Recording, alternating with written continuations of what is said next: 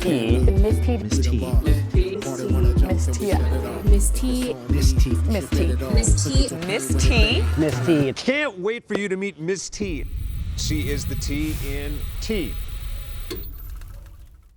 And welcome back to Sweet Tea Time. And as you can see, I got my friend with me today. I want to introduce all of you to my very good friend, Super Kev. Now listen, we got some really cool stuff to talk with you about today, but really talk to each other. Like we do this kind of exchange and we kind of get lost in it, but we're inviting you along for the ride. We want to make sure that you and we understand how important it is for people to have places and spaces that they feel like they belong in and can innovate in. And so, Kevin, please tell the universe who you are and why it's so important that you are here today.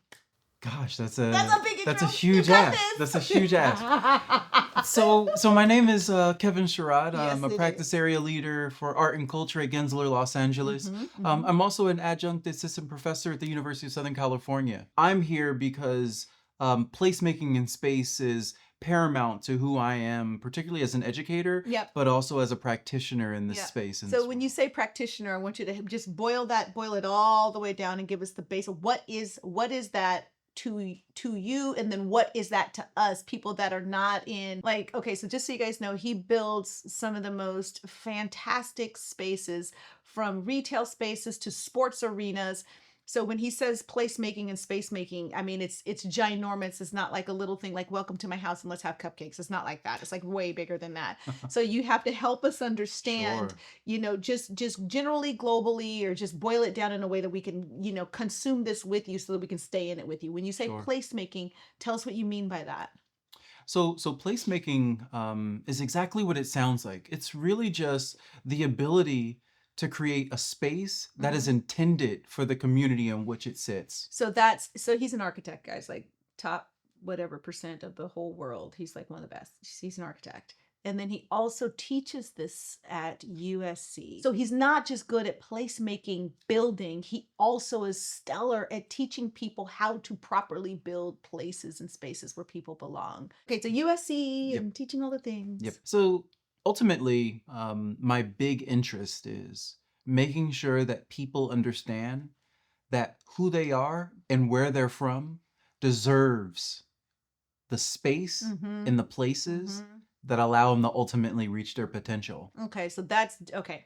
So now we're getting into our why. We're getting into our why. So just a handful of years ago, just so that you guys are all in the loop, we met. So we're both on the same Forbes list. And we met at an event where Forbes the Culture pulled a group of us together, and we went to do some economic work. And so the goal was to take a look at, you know, different communities that have been, you know, robbed of their places and their spaces, and to how can we together figure out how to restructure, rebuild, and reform. And so we met on this journey. Now, we didn't meet in the beginning. We actually kind of connected like during the landing part where, you know, we were probably two of the most sober people in the room. And so I was like, okay, he looks like he could have a good conversation with me. And so I went and talked to him. I introduced myself, and we ended up having, you know, the conversation for me that changed everything. So this is during a period of my career and my organization where I knew I needed to make a move, but I didn't know how to do it or when to do it. And so anyhow, in having conversation with him, I started to share my dream for a building. And then he was finishing all of my sentences. So something that was resident in me for 20 years, in a minute's time, he could see what I had been imagining for quite some time. And he was one of the very few people that could actually do that. And so as I'm telling him, this is what I want, he goes on to tell me, well, this is what I think I can do. I know I can do. And the reason I know I can do it is because I just did it for Miss Debbie Allen, my freaking dance hero. He literally just built out her creative place-making space, and they were finishing it up. And then we met, and he says, and we were actually looking for another meaningful project. So if you ever find that you want to have a building or you get a building, you give me a call. And guess what happened 3 weeks later? I was presented with the opportunity to buy the building that we are now sitting in and calling our innovation factory. And really, he's a catalyst for all of that. So, fast forward, we're doing all sorts of amazing things as a result. But really, that's how we came together. We came together with that shared idea that the importance of this in specific kinds of communities. And then he's got so much evidence around that. And then he trains young people to do it. So he really is, a dynamic human. And I want you to tell us a bit more, yes, about what you do now, but where did Kevin come from to bring you to this place of knowing of this important kind of stuff? And how did you get into architecture? That's a very, loaded question, but it's also the right question. Sure. So I'm actually from Philadelphia, Pennsylvania. And in Philadelphia, Pennsylvania, there's a high school that was called Architecture and Design Charter High School. Now, this wasn't a school that I chose on my own volition, but it was something that my grandmother saw as essential to my growth and development. And so I did go to Architecture and Design Charter High School. And so I actually don't own a diploma and or a degree that does not have the word or the language architecture in it. And so from early on, there was this kind of appetite to really understand what creative expression was. And even well before I understood what a creative economy might look like, I recognized that creative expression was not just a nice to have, but it was in fact paramount to us understanding ourselves, but ultimately unlocking the deep-seated potential of us individually. Right. And that ultimately would lead to a kind of collective aspiration of who and what we are that we would be able to demonstrate. And so what I learned was, particularly in high school, is that people think creative expression is whimsical, but it's not. Yeah. It actually is about kind of these kind of deep-seated nuances of kind of like cultural export from the generations into you. Sure. And we are actually in a point, in a moment in time, where we are now starting to be able to give language to the things that we just understood as normalcy. Yeah. And so now where I was at was architecture and design. Sure. And I started to unmask and start to uncover those things early in school. Yeah. And so my kind of nighttime job, I was moonlighting in high school as a professional dancer. And so What kind of dancer? You gotta it tell was jazz, Okay, modern, okay, tap, okay. ballet. And so there was kind of a technical piece to everything that I was doing. But Yeah. what I realized that architecture became really important to me because it was quite literally taking the physical manifestation of dancing Yeah. and allowing that to curate an expression through a spatial proposal. Yeah. And so there is this duality between what it means to choreograph. Sure. Choreographing is not just the physical movement, but it's the understanding of the forces around you. Yeah. And being able to organize them in a way that accelerates people's understanding of themselves, but also who they can be. Yeah, and what that's they can and be. that's through them occupying a space that's conducive for them to have limitless expression. That's correct. So traditionally, what happens, particularly in spaces that I'm familiar with, is that we inherit space. So Yeah. these buildings were Come made, and we don't on. And actually they weren't build necessarily them. made for what we Exactly. needed to become. Exactly. And Yeah. so what we see is Just that take what we we- inherit and yeah. we beautify it. Yeah. But what happens when we start to create spaces that are uniquely, specifically Yeah. positioned and made? For our our- innovation and There it creativity. is. That's That's the so crux. key. So, okay. So I know we're of something similar. Sure. We're of communities where we do take hand-me-downs. We do Sure. take the second. We do take the used. We do take the broken down, fix it up, make it pretty, do our best to make Sure. it work for who we are because it's what we have access to, 100%. or because it's what we're being given, or because it's what we can afford. That- So then what Definitely. happens when that's changed? What happens when you're on the beginnings or the planning phases of, okay, what do you need a space for, but what will your children's children need this space for? I think in a word, authorship. Mm-hmm. It's really about making sure that the authorship belongs to the people. Yeah. And so where I find myself in a really incredible place. One is I call myself a graphic stenographer. I Okay. make plain people's visions, thoughts. That's so right? true. I take the idea of the community sentiment or the communal sentiment Sure. and create a physical proposal for that. Sure. And so what that really means is that people then are invested because it's their project. It's Yeah. not my project. It Yeah. has little to do with me outside of the fact that I am telling them exactly what Yeah. they've said Yeah. in the In manifestation walls of a and building. dimensions. Exactly. And yeah. And so the other thing that that means is that they're enabled then through the entire process. I'm constantly teaching the node points that you have to hit in order Sure. for this project to come to fruition. But you know what though? You said that you're constantly teaching, and I think it's important to note Sure. that I've been in this experience with you, Mhm. and what you've constantly taught me is I've been conditioned to work within the boundaries of affordability. Yeah. I've been conditioned to work within the Yes. boundaries of accessibility Yes. based on this That's correct. area. That's But correct. what you've done is you forced my thinking into like space, Yeah. outer space, or solar, Mm. or stratospheric change or difference or possibility.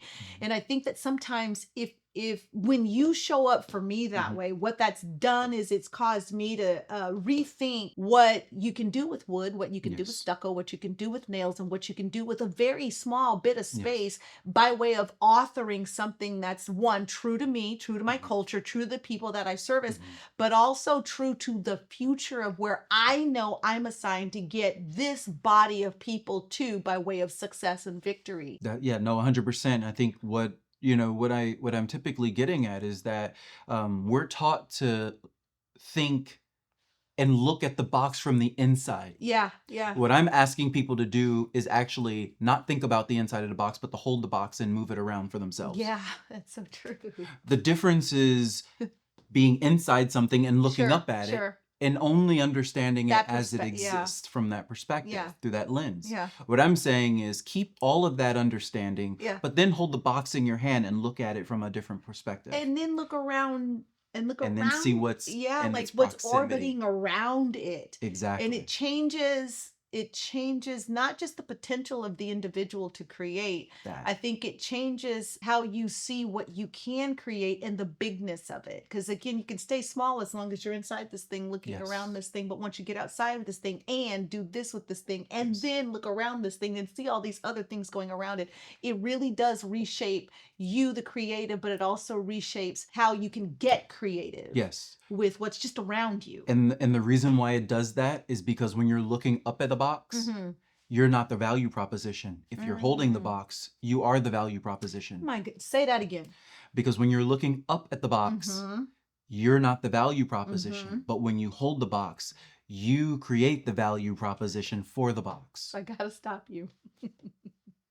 So really, this thing really is truly your placemaking, space making. It's about the individual valuing themselves in the process. There it So is. you're increasing the value, or you're There it at is. least guiding the person to There it is. value themselves and their creativity and how There it's it is. expressed in placemaking and space building. There it is. Whenever we think about people worth celebrating, right? Sure, If sure. we think about the Romans, for instance, we have artifacts that talk about who they were. Mm-hmm. It talks about how they lived. We see aqueduct systems. We still study them to this day, Yeah. right? We talk about the French. We talk about Greek. We talk about, the Acropolis. We talk about Yeah. all these things. Yeah. These are artifacts of who they were. Yeah. But when we come to ourselves, we're the artifacts of who we are, Yeah. who we were. Yeah.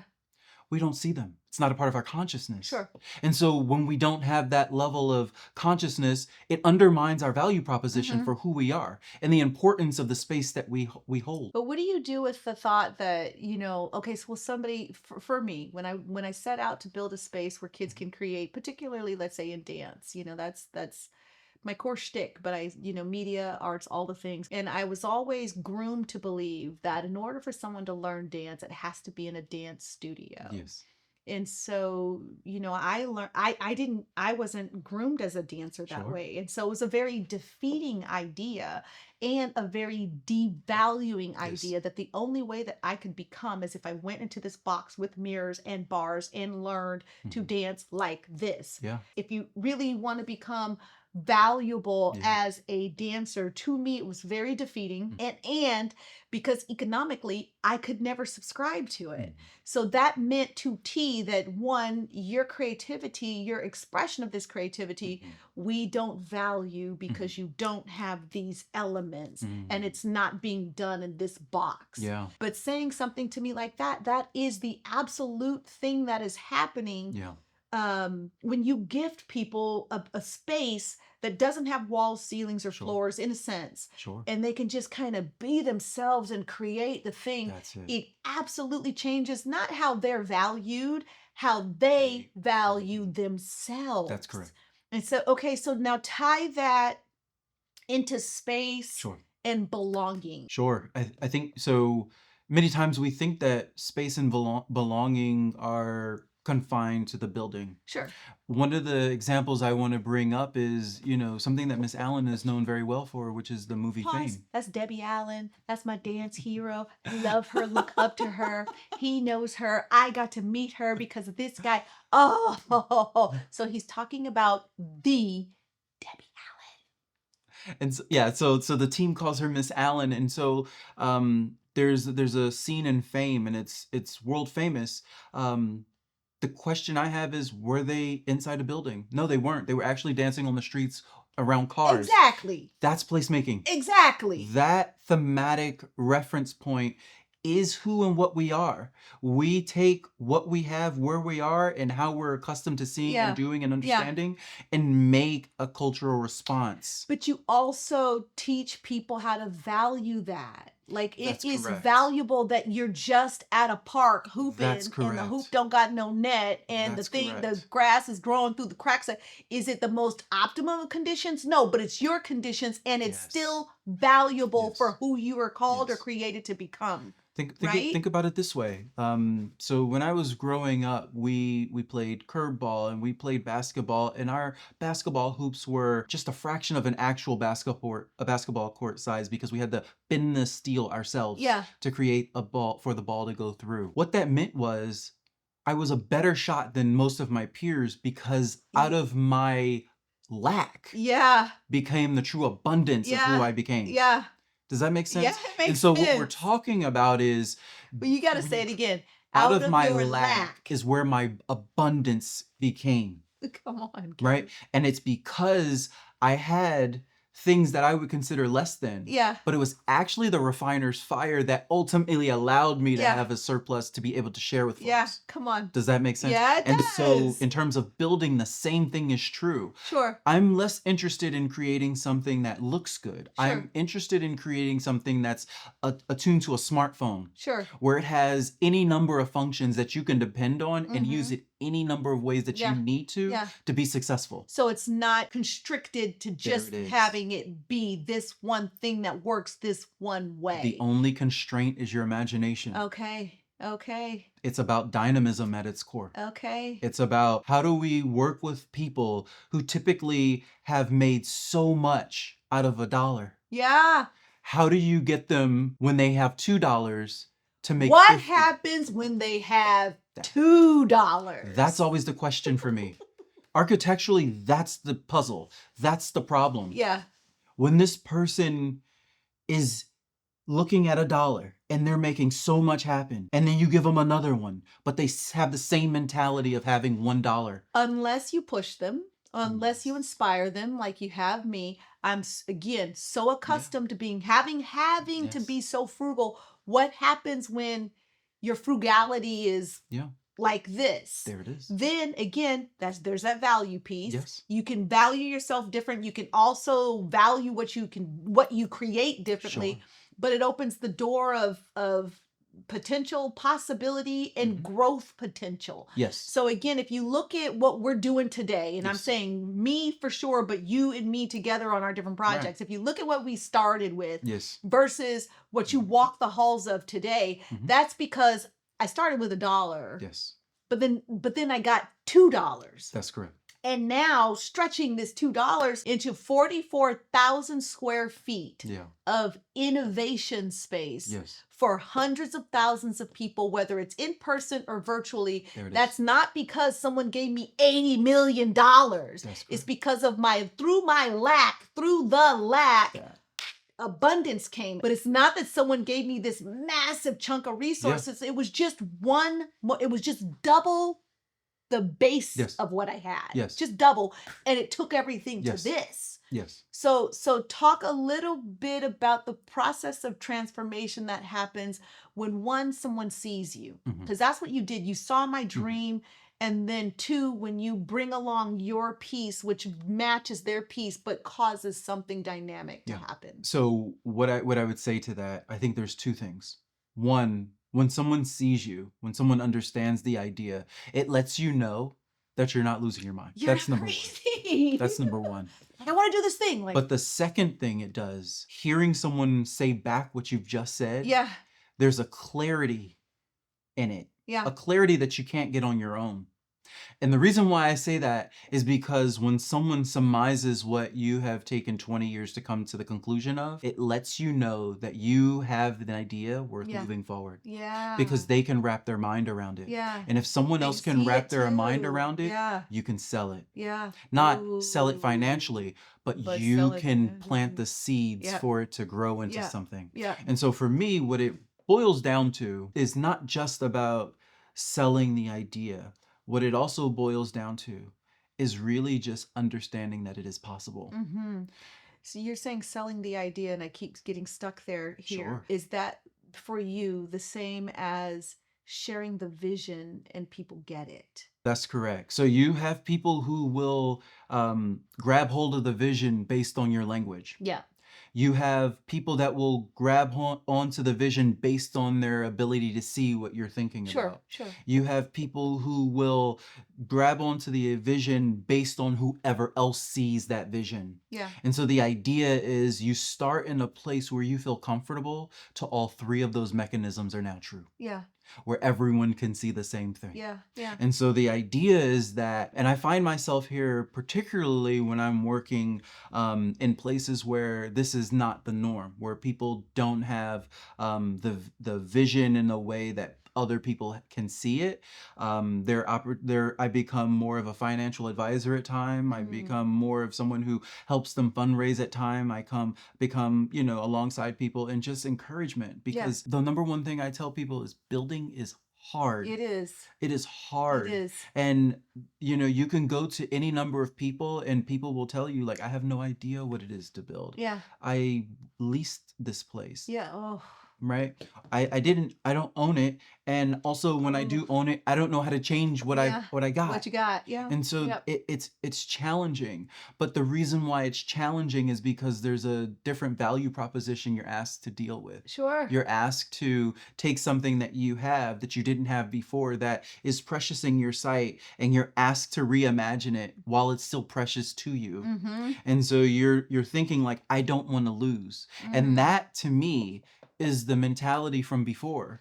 Sure. And we have to always work at it. Sure. It's something that I struggle with even today in my own profession. Yeah. Which is like, man, do I really belong here? But it's something that you have to remind yourself of the value proposition, right? Yeah. And you just have and the to, value that you're bringing to the proposition. That's it. Yeah. That's it. Because there are doors that you can open that nobody else can open. And there you go. So, okay. So with that being said, why don't you share some of the projects just so people know that, we didn't meet at, Burger King and decided to have a conversation today. Sure. Like, tell them some of the things that you've expressed this through. Yeah. And so, I'll start with Miss Allen's project. We, like the team and I always say team because it is always a village. It's always a 100%, community of 100%. like-minded individuals Yeah. that really have to be committed to the why. We have a similar why that allows us to get to some end, but we did the Debbie Allen Dance Academy.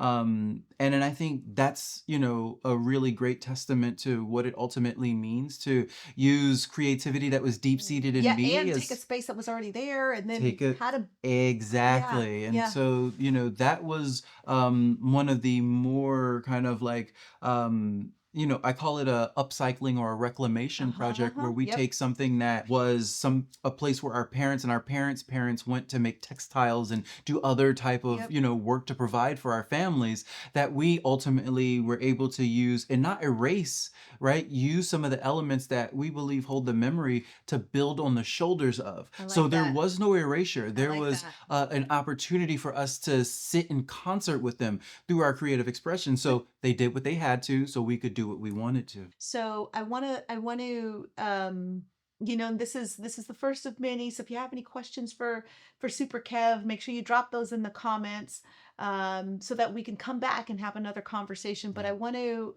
lightly land with something. Talk a bit about the importance of the projects that we're working on together. And I always try to distill things down to a word: innovation. That's true. Innovation is one of the more dynamic concepts because it doesn't just tell where you were, it tells where you are, and it tells where you will be going ultimately. Yeah. It's not just a word that is concerned with what's happening right now. Sure. It's a word that's concerned with the Yeah. generations. Yeah. And so when we talk about what we're doing here, we are not talking merely about the young people coming through and just getting to Yeah. have activity. Yeah. What we're talking about is changing not just their lives, But the but the trajectory of it. trajectory of their entire their lineage, Yes. their families, Yes. their cousins, their sisters, their aunts, all of the things. Yes. There becomes a cross-pollination that exists that only creative expression can do. There are not words that can allow a person to communicate in a way that the arts can. There's some things words just aren't qualified to do. And so creative expression is the only way you can communicate and have a level of color commentary that unlocks people's true potential. There you go. And so what we see is, and this is what we know whenever there is some level of oppression, you can look around and find no arts and culture. Yeah. It's the first thing to go. Say that again. When It's you the see first- impression, It's the it's first thing to because go. you don't see the arts. Now you understand that that is something that people don't always grip, and it is something that Yes. I know we advocate heavily for. Sure. But that oppression piece, Yes. that's such a critical thing. So when you wonder why someone commits a crime, someone takes their own life, so there's an oppressive component that they've Sure. lived in Sure. way too long. Sure. So without expressive spaces or spaces where you can express yourself creatively, Yes. I think it pushes people into that. Yeah. It's like I said earlier, arts and culture is not a nice to have, but it is essential. It is paramount to the development of us Yeah. and the future generations. There you go. Several generations beyond us. So I'm going to thank you all for tuning into this. We're going to put, Kevin Sherrod is phenomenal. He didn't even begin to scratch the surface of, the ways that he's contributing to the world, its betterment in people and spaces. So we're going to put that in the comments or in the description so that you can kind of read up on him, and just know he'll be back again because we have so much to do together. But is there anything that you want to leave the audience with as we sign off for now? Yeah. I mean, I think, the number one thing that I want to say is that you are the value proposition. Your ability to dream, your ability to think, your ability to love, laugh, and create. Those are paramount. There's nothing more important that you offer this world than to use your paintbrush of your expression and to paint with it. Because if we all do it, then we get a tapestry of magnificent color, of magnificent commentary, of magnificent culture. Our culture is valuable. Who we are is valuable. Who we are teaching other people to be is just as valuable through our creative expression. Don't stop dreaming. Don't stop dreaming. And how about that? So if you liked any part of this, or like I said, if you have any questions around this, make sure you use the comments, like, share, subscribe, follow, all the things. Kevin, thank you for taking the time to Of be with course. us on Sweet Tea Time today. Just Of please course. know I'm going to suck you right back into the vortex again. You know how we get down. And for you, thank you for jumping on with us today. And I look forward to future conversations because I know sometimes we can dream, like Kevin said, we can dream, but I want you to start stretching your dreaming beyond just the things that you can house in your garage or in your house or in a box, but start thinking about the things that you can dream big, that forces you into the orbit around your box. Start to take the perspective that you're the value add. Everywhere you go, you are the value add. And make sure that you're being intentional about the fact that you refuse to not show up in this world, not bring your peace, and not be successful. It is yours and you're supposed to do that. So we thank you for jumping on with us today. Look forward to seeing you again right back here on Sweet Tea Time.